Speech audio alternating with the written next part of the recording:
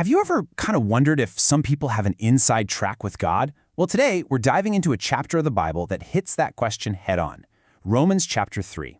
It's like this great equalizer. It lays out a universal problem for all of humanity, and then, just when you think it's all bad news, it reveals a solution so radical it changes, well, everything. So, here's our game plan for this journey. We're going to start with a pretty tough question about special treatment. Then we'll get into a diagnosis that you'll see applies to every single one of us.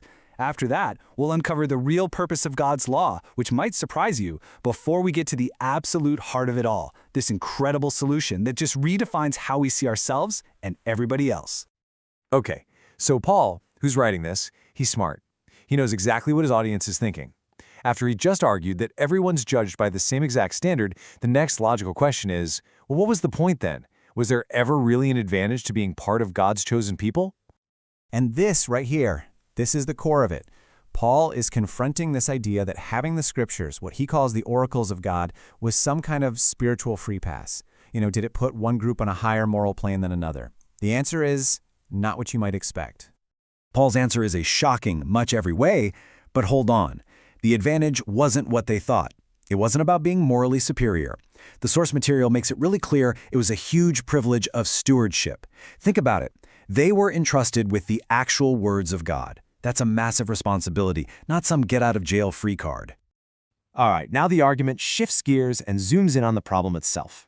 And this is where Paul just completely levels the playing field for all of humanity, with a really stark, universal diagnosis.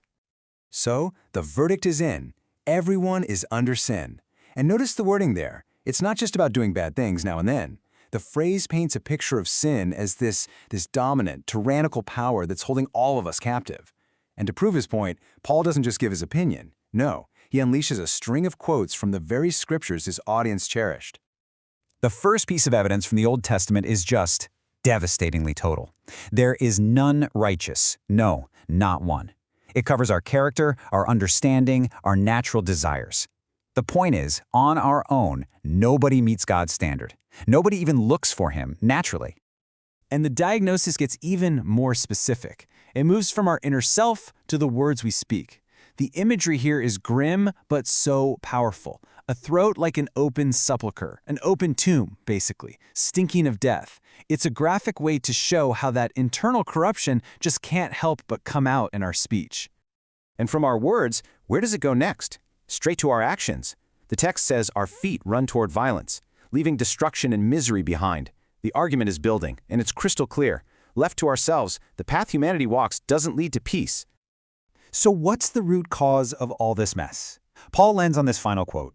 When that reverential awe and respect for God is gone, the source material explains, then all the other moral and ethical guardrails, they come off too.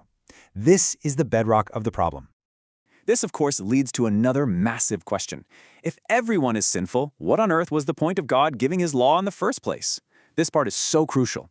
It's the bridge that takes us from the universal problem to the universal solution.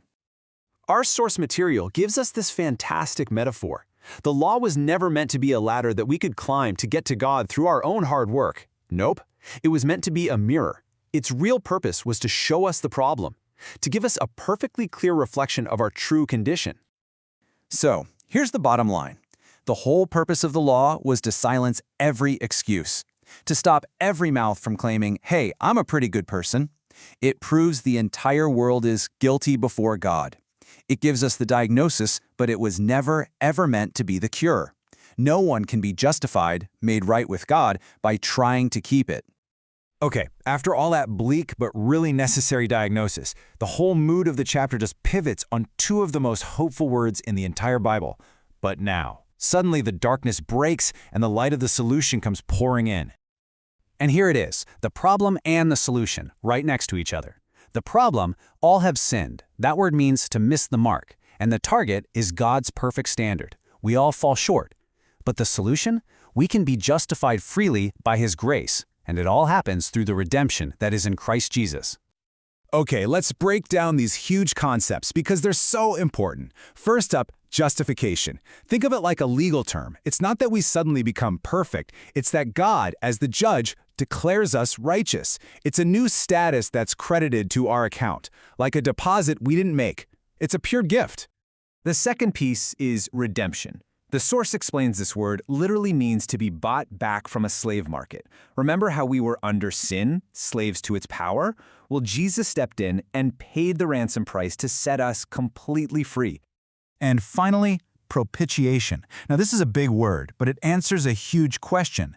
How can a perfectly just God let guilty people go free? Well, this is how.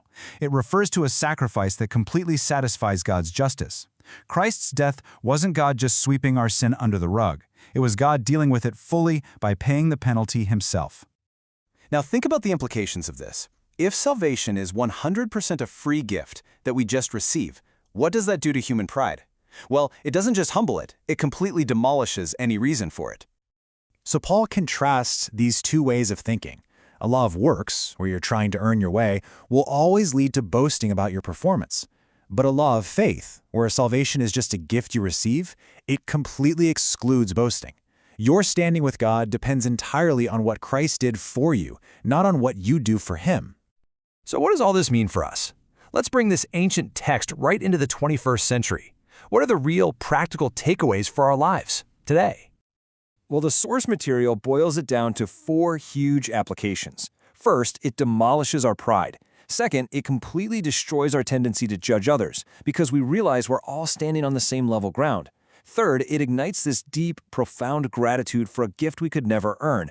And finally, it builds our confidence, not in ourselves, but in Christ alone. And that leaves us with this final thought to chew on.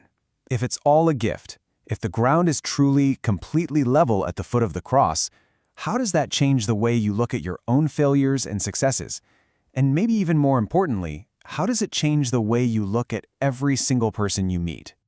This explainer was based on the amazing verse-by-verse commentary and study guide for Romans chapter 3, which was provided by the You Need Faith in Jesus team. Thanks so much for joining me.